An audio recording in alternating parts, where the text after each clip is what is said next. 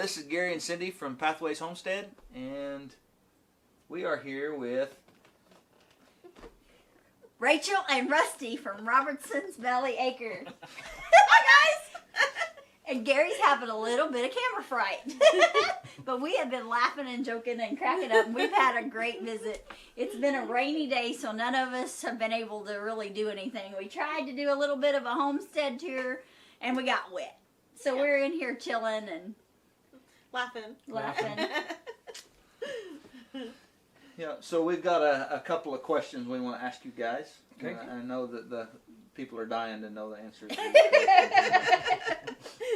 So the first one, I think that homesteading is, I think part of the beauty of homesteading is very individual, and homesteading looks like what you want it to look like, and so one of the questions I want to ask you is, what would you consider the ultimate achievement as a homesteader? I think that for me, the ultimate achievement of a homesteader is going to be not only just being able to grow your own products, and when I say products, I mean everything from vegetables to your own meat, but to be more self-sufficient all the way to not using so many paper products. I think the ultimate goal would be if something else happened again, or we know that we don't have to run to the grocery store to pick up any canned food, any meat, and we don't have to worry about buying paper towels because we have paperless paper towels. That's where I think the ultimate goal is being self-sufficient enough to not have to run to the grocery store. All right, cool. Cool, and I think that is, I think a lot of people would agree with you on that. I think that is probably the attraction of homesteading to a lot of people, especially right now. Right. Yeah. All right, and so the second question, Cindy and I have made, not made any secret about it, that what's the main importance to us is our faith in Jesus Christ above everything. So we want to ask you how homesteading has affected your faith. Okay, I'll take this one. Okay. I think kind of where we're at is probably finding the trust in the Lord. We've always been Christians, both of us, but I think that in trying times it's really easy to stray, and I think that having to depend on ourselves and trying, working towards that goal to get to that place, you have to have a lot of trust. And I think that that's probably the most important thing is finding that trust, and it's been really, really rewarding for us. So, yeah. I agree. Cool. So tell us about your homestead, about kind of the things that you guys do there and what's important to you there. We have, our homestead is 6.69 acres. We live on a sand dune, so it makes it very challenging to grow a lot of crops. One of the things we have learned this last year is how to amend the soil and how to build our soils up so that we can grow crops. Anybody that has watched our videos lately about the garden knows that I am the proudest of my tomato patch. We've got in excess of 120 tomato plants planted, and coming up, what else we got? I mean, there's... Oh my gosh, we have a watermelon patch-ish. We've got a video coming out about that. You'll find out about that. Which I love the sand dune. Yeah. And then, we have squash. Oh my gosh, we have so much squash. And so, we're really working towards a market garden type thing because, or that's what we were working towards. I think we're still on track for that. I think we're on track for that, but I feel like we've kind of shifted gears more to preservation for ourselves. Yes. And then sell the excess. Yes, sell the excess. The one thing that we have discussed, and it was kind of an accidental thing. We didn't really plan it, but we've kind of gone more towards the food forest. We have turned flower beds into herb gardens.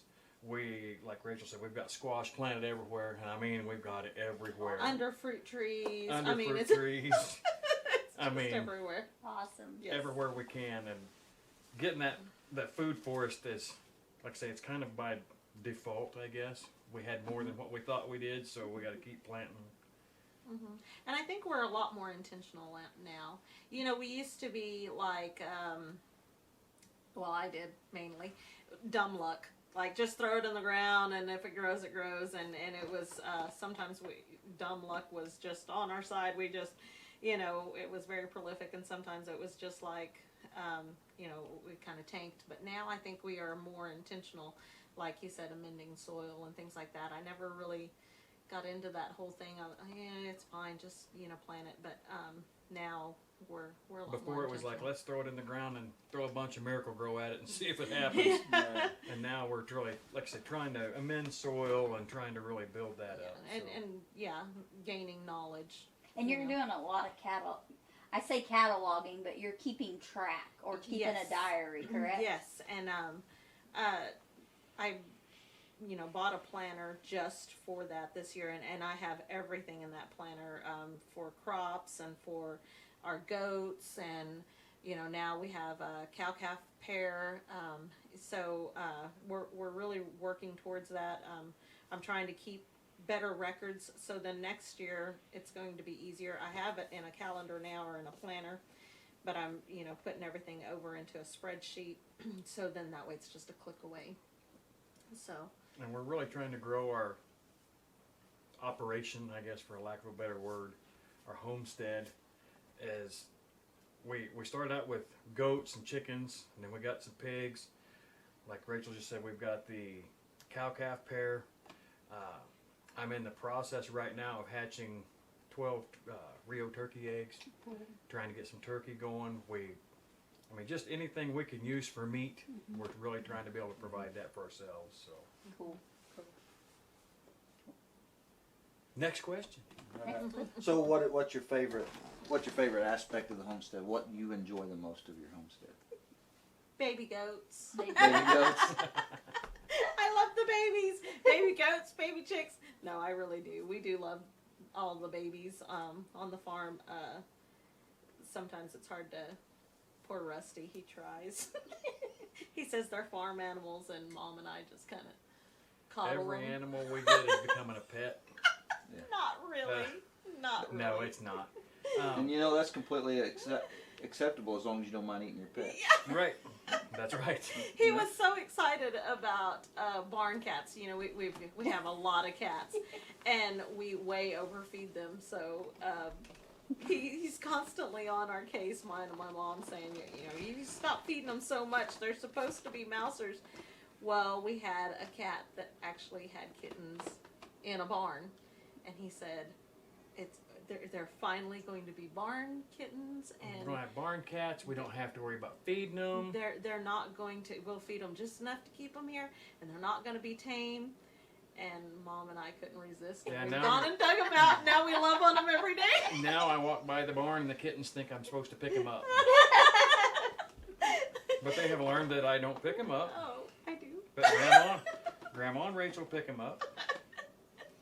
But We can't help it. So I think it's pretty challenging for Rusty. you know, I really enjoy the new animals. I love the animal husbandry aspect of it. I also am really enjoying how to grow the crops and how to make them better. Mm-hmm. That's been one of the big things. And of course, if I didn't have to leave the farm again, unless it was to go visit, I'd love it. Unfortunately, real life means I have to go to work. And pay bills. Yep. Yeah, pay bills. Yeah. Bills. All right, do we have any more questions? I'm good. I'm tickled to death. We've had a blast. This is our second meetup with you guys. Yes. Yes. It seems like it's been I more than know. that. It seems like we've known each other I know. forever. But Rachel and I and then Lynn from Melville's Homestead, we Marco Polo almost every day. Yes. And some days it's all day long. We're Yeah. just, blah, blah, you know. And they're like, where are you at? You know? Some times we don't tell. We just, we're just Marco Poloing. And so, yeah, we'll just, shoo, shoo. That's like, I think I have like found a new addiction in Marco Polo. I know, some days it's like, I need to get this done, but I'm on Marco Polo, so you're just going to have to wait a second. Gary calls it Marco Polo. He's like, are you Marco Poloing? Yeah.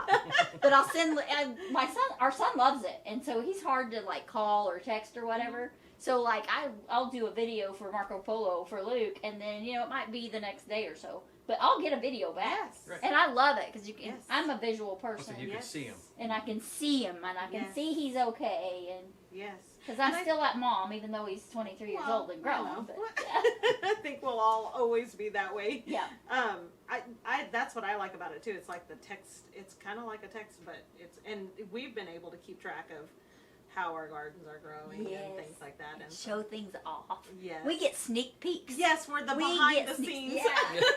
Yeah, we give sneak peeks and behind the scenes, and what I love was like we're developing a community, even though we're 200 miles apart. Yes.